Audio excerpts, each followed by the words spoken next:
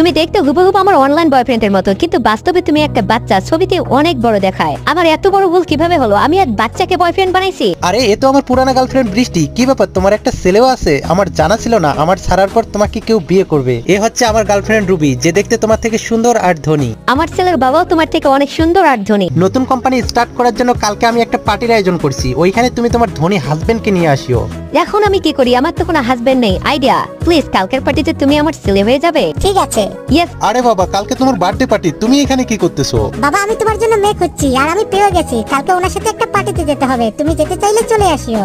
আরে বাবা, তুমি তো সত্যি সত্যি চলে এসেছো। তোমার হ্যান্ডসাম হাজবেন্ড আসেনি? বাবার জায়গায় তো আমি এসেছি। এরকম ছোট্ট পার্টিতে আমার হাজবেন্ড আসতে চাচ্ছে না, এজন্য ছেলেকে নিয়ে এসেছি। এরকম মিথ্যেবাদী লোকের সাথে কথা বলার আমাদের সময় নেই। আর কে গ্রুপের সিইও আমাদের সাথে প্রজেক্টের ডিল করতে আসবে। রুবি, তুমি জলদি সবকিছু রেডি করো। আর কে গ্রুপের সিইও আমার বাবা। এটা শোনার পর সবাই হাসতে থাকে। কার এত বড় সাহস আমার ছেলে আর স্ত্রীর সাথে মজা করে।